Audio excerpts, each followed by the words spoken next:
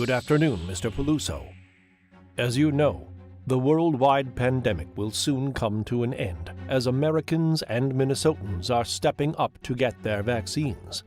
Your mission, should you decide to accept it, is to get back on the stage. Thank your loyal patrons for sticking with you, give them a preview of things to come, and ask for their continuing support of new plays. Should you stumble and trip over your words, Actors Equity will disavow any knowledge of your performance. This recording will self-destruct in 5 seconds. Good luck, Ron.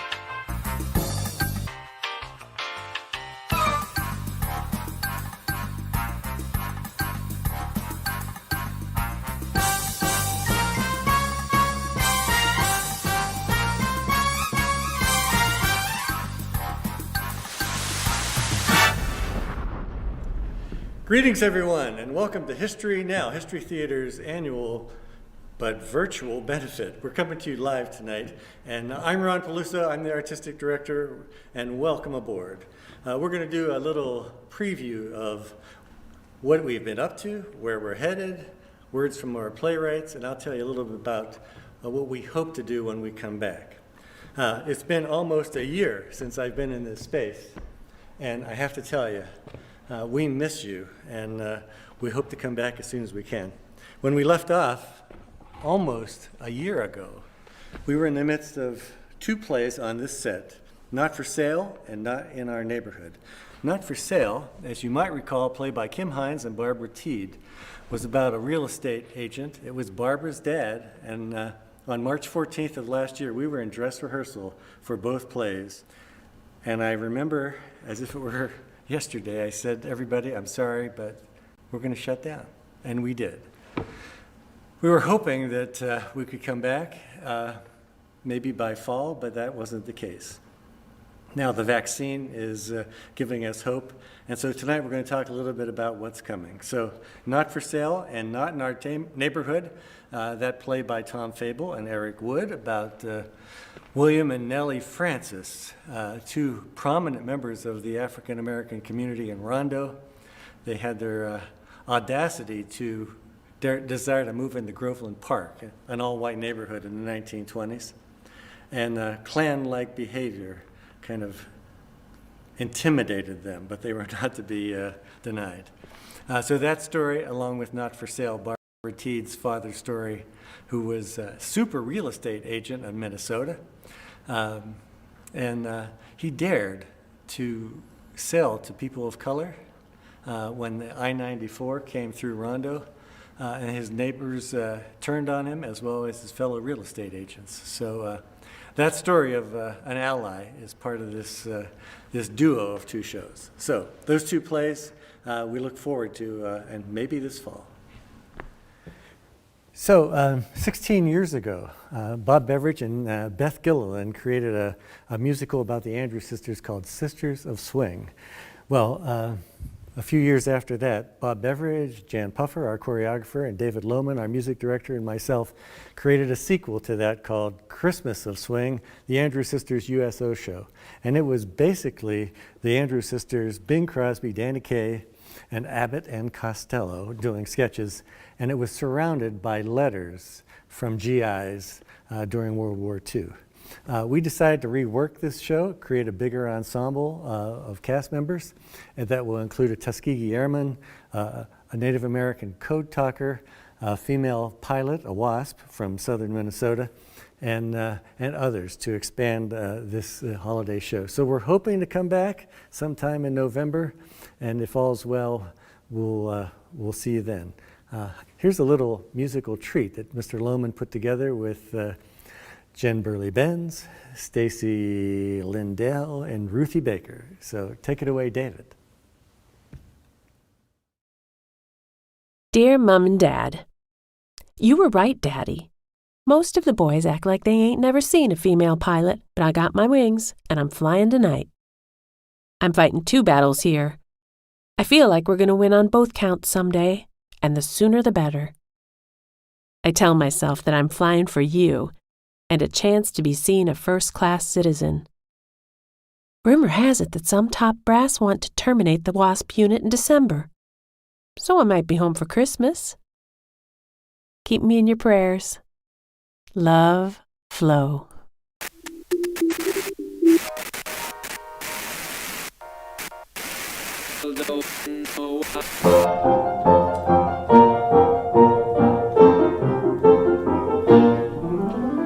Jing-jing-a-ling, jing-a-ling, jing-a-ling, what fun to hear the sleigh bells jingle. Jing-jing-a-ling, jing-a-ling, jing-a-ling, they set your heart a tingle. Jing-jing-a-ling, jing-a-ling, jing-a-ling, I love to hear our laughter mingle. Ha-ha, oh-oh, gliding through the snow. Jing-jing-a-ling, jing-a-ling, jing-a-ling, the bells about the snowflakes dancing. Jing-jing-a-ling, jing-a-ling, jing-a-ling, all dolls even prancing. Jing-jing-a-ling, jing-a-ling, jing-a-ling, the night is made for sweet romancing. Ha-ha, oh-oh, through the snow we go. Dear Pop, this morning I sat by the radio. They played White Christmas, and it nearly made me bawl. Some of the boys put up a tree and trimmed it with inflated rubbers and toilet paper. When you read this to Mom, leave out the part about the rubbers. My checkerboard is a big hit. Maybe because I ain't that good. 1 win, 45 losses. About as good as your Washington Senators. I'm waiting for a can of water and socks to heat up on the stove so I can wash them out. Haven't had a shower in months. It's cold out, but nothing like Duluth. Your loving son, Mike. Through the winter fairyland we go a-gliding, in a cotton candy land of frozen charms. And the way the sleigh is slipping and is sliding brings you sliding even closer in my arms. Can't you hear the sleigh bells asking why we're single, as we fly across the snowy hills and dales? And we're happy 'cause the sleigh bells seem to jingle in the winter fairyland like wedding bells. Jing-jing-a-ling, jing-a-ling, jing-a-ling, the bells got the snowflakes dancing. Jing-jing-a-ling, jing-a-ling, jing-a-ling, all dolls even prancing. Jing-jing-a-ling, jing-a-ling, jing-a-ling, the night made for sweet romancing. Ha! Ho! Through the snow we go. Jing-jing-a-ling, jing-a-ling, jing-a-ling, jing-a-ling, jing-a-ling, jing-a-ling, jing-a-ling, jing-a-ling. Hi, Mom and Dad. Well, I made it. Finally. Biloxi. About as far as south as you can get. Our first stop after I left Minneapolis on the train was Chicago. And then on in Asheville, where I crossed the Mason-Dixon line at midnight. I needed to find my next train at the next station, so I went up to the ticket agent's window and asked which track my train would come in on. The agent said, if you go around the corner, he can give you that information. I walked around the corner to the next window, and there was the same guy. He said, may I help you? I thought he was crazy until I looked up and saw a sign above the window. Coloreds. Mom, I didn't believe you, but you were right. It is different down here. Miss you all. Love you. Harold. Well, that was great, great fun. So when we do come back, hopefully in January of next year, we will do our Raw Stages Festival with some new work, and you'll hear from some of those playwrights who are working on those shows shortly. Following that, we're going to announce a new play that will happen probably in the February slot, another world premiere, and then Parks, A Portrait of a Young Artist by Harrison David Rivers. It's a play about the legendary filmmaker and photographer Gordon Parks. A few years ago, Robin Hickman Winfield came to me. She's the great niece of Gordon Parks, and we decided to go forward and create this play. And we met up with Harrison, and he fell in love with the story. And the play will be sometime in March or spring of next year, directed by Telvin Wilkes. And we're excited to have this cast. Our lead character in the cast is Dwight Leslie, who plays young Gordon Parks, and our music director, David Hurst. They're going to do a little sample for you, a little musical underscoring of a reading from A Choice of Weapons, the famous book by Gordon Parks. So Dwight and David, take it away.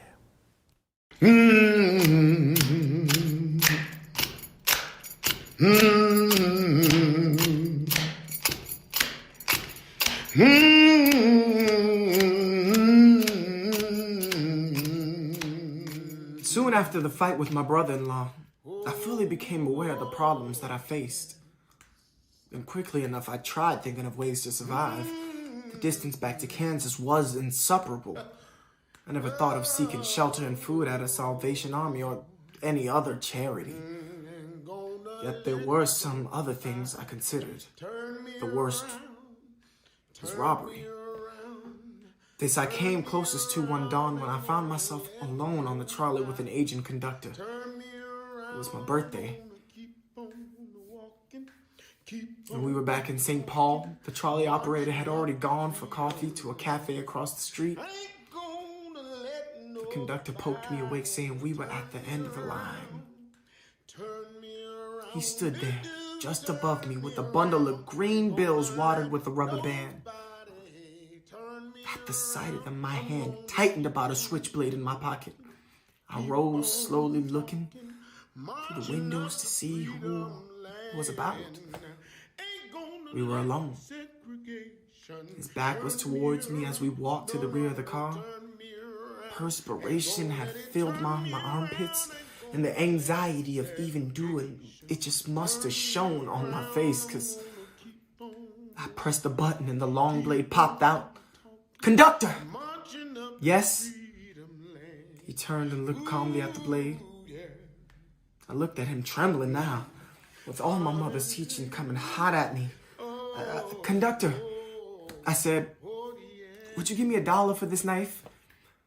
I'm hungry and I don't have a place to stay. He watched me for a second. You can keep the knife, he said. Come on over to the cafe and I'll buy you a meal. I stood shaking for a moment, not knowing what to do. Then I closed the blade. I'm sorry, I said. It's all right, he answered, peeling off $2 bills. Go where you want and get some grub. I mean, it's okay. I can manage. Take it, he insisted, and keep yourself out of trouble. I refused the money and jumped out the car and hurried off, more frightened and ashamed than I had ever been in my life. Mama had always had such high hopes for me. I wonder what she would have felt had she seen me there freezing and starving. Turn me around, turn me around, turn me around, let old hatred turn me around. I'm gonna keep on walking, keep on talking, marching up to freedom's land.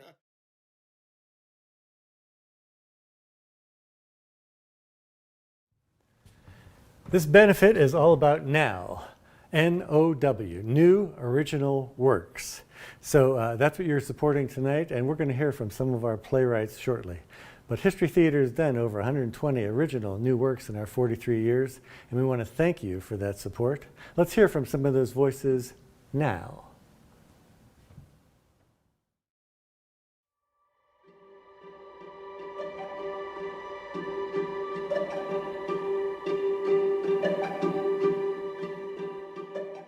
It's about fighting prejudice. It's about being honest and honorable. Determination. Opening up about who you are, your mistakes. About blind courage. But also learning from them. Conviction and humanity. Hi, my name is Harrison David Rivers. Hi, I'm Brian Grandison. I'm Keith Hovis. My name is Tom Fable. I'm Kim Hines. I'm Denise Prosek. The piece is about standing up for what you believe in. It's about integrity. This story is important now because it's all about truth. Sometimes uncomfortably reflects on the times we're going through. A contemporary story that talks about some of the things we're dealing with now as a society. We still are far behind in equal opportunities and in equal rights. Who am I? My name is Gary Rue. Hello, I'm Mark Jensen. I'm Jessica Huang. I'm Christina Luzarraga. Hello, my name is Barb Pete. My name is Eric Wood. I'm writing a play. My play with music is called Parks, based on the book Diesel Heart. Our play is called Not for Sale. A play called Not in Our Neighborhood. I am writing a musical about Betty Crocker. I'm working on Runestone, a rock musical. I'm writing a musical about Harold Stassen called The Boy Wonder. I'm working on a musical about the Kim Lu sisters. The play's about St. Paul. It's about the community that raised you. It's about honoring the art of homemaking. It's about family and sisterhood. It's about the power of the people and our democracy. Leadership and a strong partnership. Caring for your neighbors, whether they live across the street or around the globe. It's about loving the city, this community, your family. Now, as ever, is an important moment. Our country is at a moment of crisis. To combat Asian invisibility in our history. It's about policing, about race relationships. And celebrate the contribution of Asian Americans and mixed race Asian Americans to the American theater. About whose voice gets heard. To the entertainment industry, to our present day. Mr. Parks had a choice. He could give in to the anger and hate caused by racism and injustice and pick up a gun. Or he could channel that rage into something productive, something beautiful. I believe that we face the same choices today, and I hope that, like Mr. Parks, we choose beauty.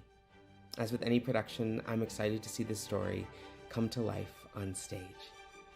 Thank you very much. Thank you, donors. From the bottom of my heart, thank you. Thank you so much for supporting History Theater and making all of this possible. Thank you for making it possible for us to explore the history, culture, and diversity of Minnesota. Thank you. Thank you. Thank you. Thank you. Thank you. All of you. Thank you. Thank you a lot. Thank you. These stories are essential. Thank you so much for your support of this project and other incredible stories about history in the Midwest and Minnesota.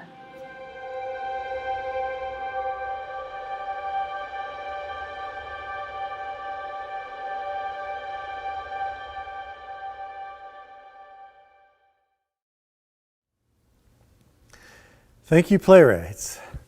17 years ago, playwright Mark Jensen pitched to me the idea of a story about the Kensington Runestone, the famous rock that indicated that the Vikings were here in 1362 or so.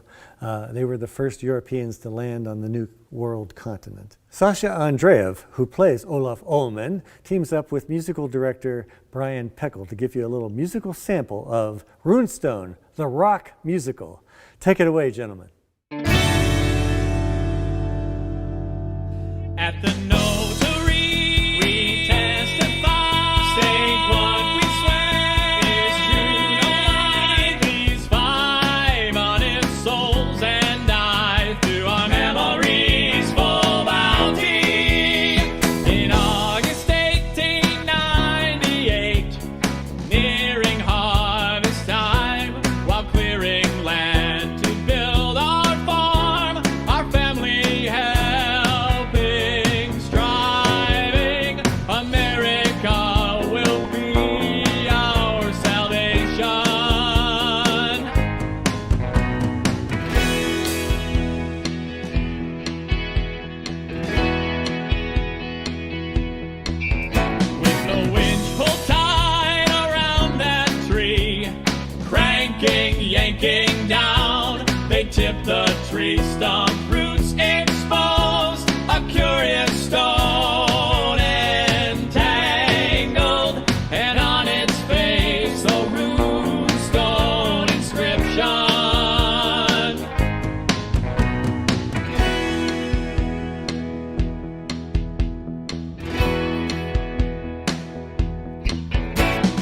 From that day on, we've shared this fate.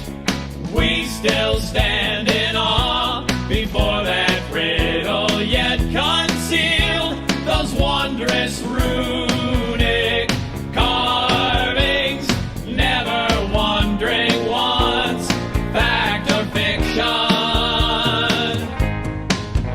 At the notary, we testify, state what we swear is true, no lie. These 5 honest souls and I, through our memory, we swear it's true, through our memories full bounty.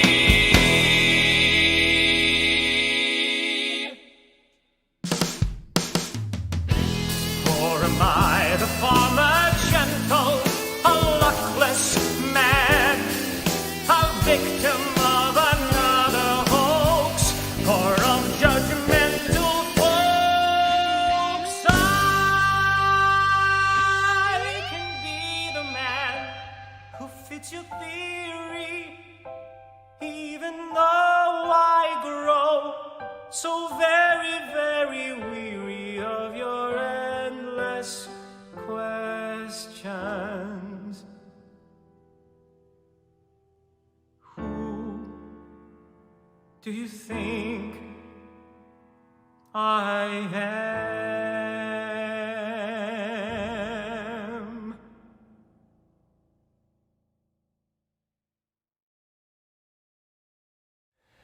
You guys really rock. Thank you, Brian. Thank you, Sasha. Hey, there's more to come for this virtual benefit. So thank you again for all your support. We appreciate it. And we can't wait until you're sitting right here. Or here. Or here. Or here. Or here. Or here. Or here. So, I think that's for me. I gotta go.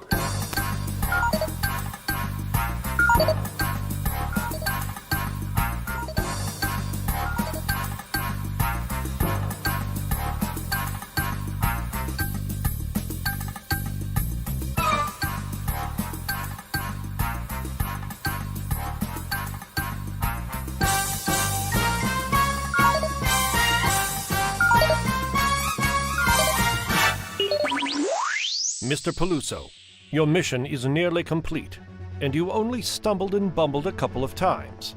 Now, activate your History Theater team to follow through and update your patrons on this live fundraising event. Good luck, Ron. This emergency phone unit will self-destruct in 5 seconds. I suggest that you run. Now!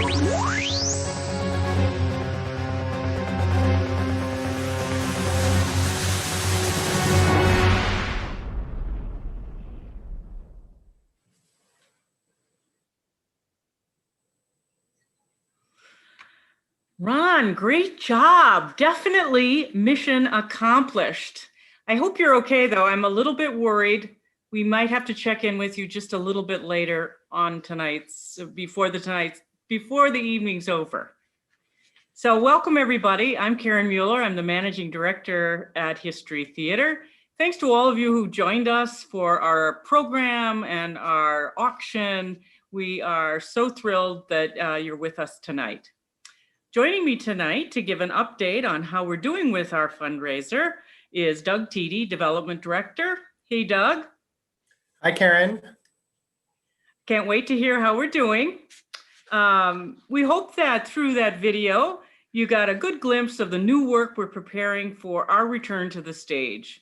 This has been an unusual year, to say the least, and your continued support has meant a lot to us. Because of canceled shows, without ticket sales, your donations and participation with our virtual programs has truly kept us going. Ron shared with you some of the plays we've been working on. Some of them you might have seen already in our Raw Stages Festival of Readings over the past few months. We appreciate you tuning in. So we hope to announce our full season lineup in the near future. And depending on how things go with COVID and vaccinations, et cetera, our plan is to return in October, but do stay tuned. I'm going to turn it back over to Doug, who's going to give us an update on how we're doing, what the results are so far with today's fundraiser. Doug. Thank you, Karen, and thank you all for tuning in and for your help in keeping History Theater alive and active during this past year. Today, we have a goal to raise $80,000. Right now, we are just over $65,000 raised through bids and donations that have come in so far today. But there is still time that you can help us reach this goal. You can bid on the auction items or make a donation. We have a really wonderful premier category in the auction, and I'm just going to highlight a few of those packages for you. First up is a week-long stay in Naples, Florida at the private home of Karen Gooch. Thank you, Karen Gooch, for that donation. This is a 2-bedroom family home located at the Lili Resort in Naples. Your stay includes access to resort amenities, including pools, tennis courts, golf course, and the use of one of the homeowner's vehicles. It is a great trip, and we all could use a little sunshine and a getaway from the Minnesota winters. The second package we have, you get to join Heather Manley, the owner and co-founder and founder of Crooked Water Spirits, at her home on a horse farm in Minnetrista for a truly unique 6-person experience, tasting her original spirits while noshing on gourmet cheese boards and more. This is a casual outdoor event and could be very COVID safe, and weather permitting, it should be a lovely evening where you can ask questions and possibly try some of the unreleased spirits from Crooked Water Spirits while relaxing on an island that overlooks protected waters and wildlife. The last premier item we have is a tour in downtown St. Paul. You can invite 10 to 15 friends for this entertaining walking tour that explores the city's history when America's Most Wanted lived and died on the streets of St. Paul. Renowned actress and History Theater alum, Michelle Myers-Berg, who's appeared on stage and has had her work on stage, will take you and your friends on a 60 to 70-minute guided tour of downtown St. Paul, which includes a little stop by the History Theater. And afterwards, you can refresh yourselves with a stop at the Celeste of St. Paul Hotel and Bar. So these are just 3 of the premier items that we have. We also have new this year an artist market. It has been a priority for History Theater to support artists during this very difficult time. So for this fundraiser, we asked actors, playwrights, designers, and other artistic collaborators if they would work with us to put together this artist market category. These unique items and experiences come from their hands and minds of these artists. All of the proceeds from these items will be split 50-50 with the artist donors. So when you bid on these items, you're not only supporting History Theater, but you're also supporting these artists directly. So you can bid on these packages this evening until 9 o'clock. And of course, donations are accepted anytime. You can also call me or email me if you want to make a pledge offline, and I'll add your gift to the total. Karen, what do we have coming up next? Well, thanks, Doug. I just wanted to say those packages sounded pretty great. I've got my bids on more than a few auction items.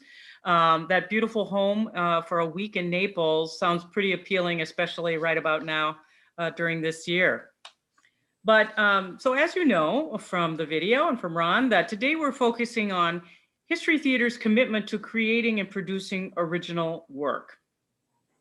Even though the subjects of our shows might be somewhat familiar to our audience, the plays themselves, of course, are brand new. As you can imagine, presenting new work brings with it greater risk than presenting well-known plays, so your contributions allow us to continue to take these risks while showcasing the diversity of stories that make up our common history. You've seen some of the highlights of the shows and heard from our playwrights.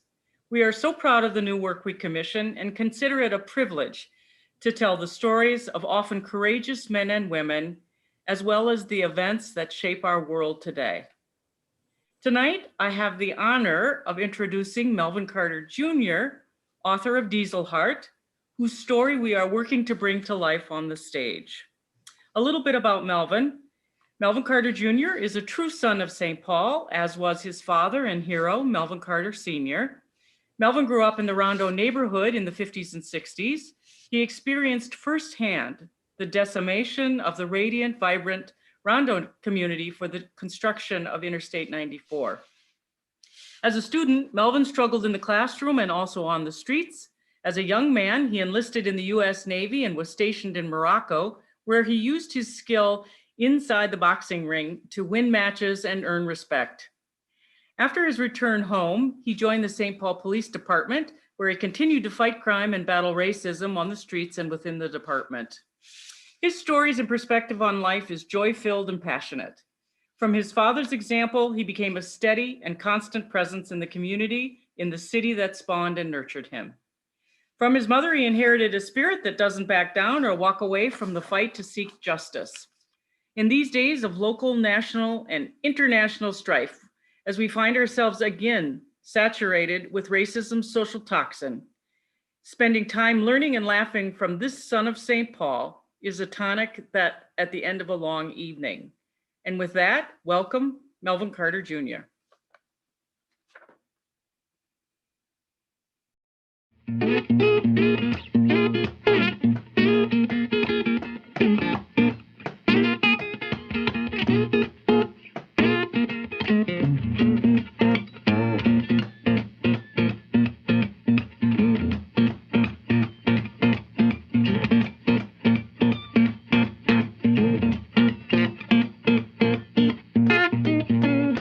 Hello, my name is Melvin Carter Jr.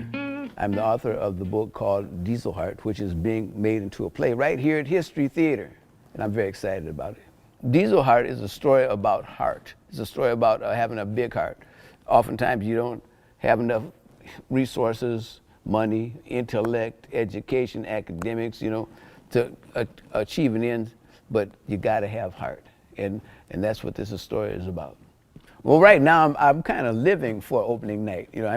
Every day I wake up, opening night is getting one day closer. I'm sure hoping we can get live people on the stage so I can see this, so I can feel it, And the very idea is giving me energy, it's just elating. On opening night, I'm hoping that a lot of the people that are actually depicted in the book, depicted in the story, will actually be here that night to see themselves. Hopefully I can do some what has been done for me for the next generation and people my age.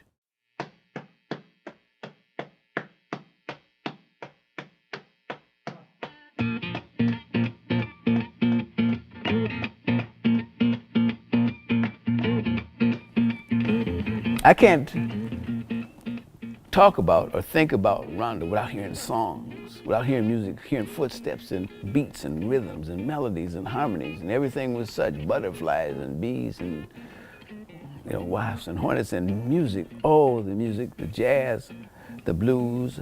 There's so many different genres of gospel and gospel and spirituals that just radiated from the doors, and the fragrances that came out the doors, because nobody in those days had air conditioning. So the screens were open, so you could smell everything that's coming out of people's houses, the greens, the barbecue, and the roast beef, and you could hear the music because people would just play their instruments, and you could hear it as you walked up and down the street. When I first found out about that they were going to that our communities had been condemned, I didn't believe it because there's no place else to live, because we're so isolated and secluded. Come to find out, the 1936 map condemned Rondo already, because on the map it said, did you see that, where it says the Negro slums? So imagine what that has done, So we were really targeted for decimation in the first place. When it came time to just bulldoze us out, it was just too bad to believe. That's like telling a goldfish you're going to,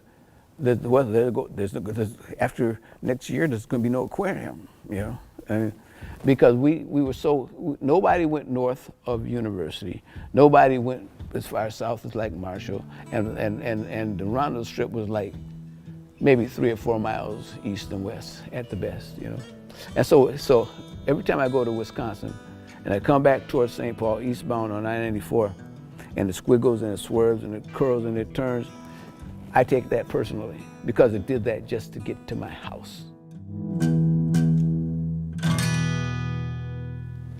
I just love the Minnesota History Theater. I mean, they're such a jewel here in our community.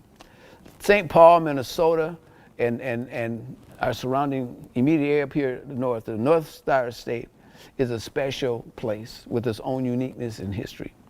I love how the Minnesota History Theater takes time and patience to depict the things and tell stories that would not otherwise be told, and how they bring them to life and to the attention and to the realities of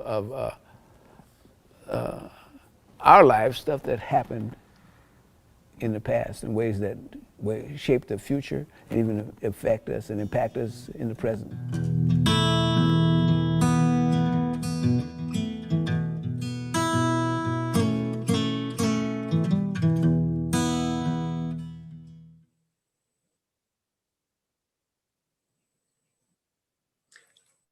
I am so excited to see this play brought to the stage. I am really looking forward to welcoming our audiences back to the theater and seeing all of these shows being brought back to the stage. Your auction bids and donations will help History Theater continue to invest in projects like Diesel Heart. I said earlier, our goal is to raise $80,000, and now I am asking you to join us and make a gift to support this new original work. We have already kicked off with a special gift that came in of $25,000 from a donor who is passionate about new play development. And we also received, just before we went live, a $10,000 gift from another History Theater supporter. A gift of $10,000 can fund a playwright to research and write a new play, which is really our bread and butter and the true core of our mission. $5,000 will support a first reading of one of those plays in our Raw Stages Festival that usually happens in January. This year was a little different, but we hope to come back in January with Raw Stages again. $2,500 will underwrite tickets for 100 students to attend a matinee. Many of our students are seeing a live performance for the first time, and these plays offer a unique live theater experience that supplements topics in the classroom. $1,000 will underwrite bringing a production of Neighbors, our current popular show for young audiences, directly to metro area schools. $500 will support an ASL interpreter or captioning for at least one performance, ensuring greater access of our productions for people with disabilities. Any amount, be it $250, $100, $50, or $25, is greatly appreciated. And when combined with other donations, will continue to strengthen our mission and move us into the future. We are getting really close to this goal, so you can give through the auction site, or you can give by sending me an email or calling me, and I'll add your gift offline. But we're very close to that $80,000. And if we all come together, we can help keep History Theater strong and be ready to return to the stage when the time is right. Thanks, Doug. Wow, what, $12,000? That's all we need to reach our goal. So please consider a donation and participating in the auction. So, well, we're about to wrap up. Thanks again, Doug, and thanks to all of you for watching tonight's performance. I can't wait to see you all again in person. But this has been a great night. I want to thank our fantastic board members and staff members who are out there. We can't see you all, but thanks for all you've done to support the theater and to produce tonight's production. And I also want to thank our video producers, Pedro and Aaron, who've just done a great job working with Ashton on our staff. Thanks for joining us again. Remember, you can still bid on auction items until 9 p.m. I think, Doug, do we have anything else? Is there anything else that we've forgotten? I don't know. Have you seen Ron? I think he's joined us. He's joined us. Oh my gosh. I thought he was going to call me, but here he is. Ron, thank heavens you made it safely home. Well, I ran all the way up 94 and all the way back to St. Louis Park. So I'm a little sweaty right now, but what a great job everybody did. Doug, you were terrific, and Karen, our entire staff, as you said, Thank you, everybody, for your continuing support of the new work that we do, and we hope to see you soon here in the real theater. So it'd be great.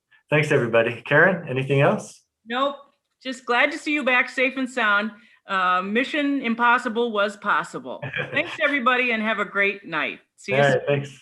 Thank Good you. night, everyone.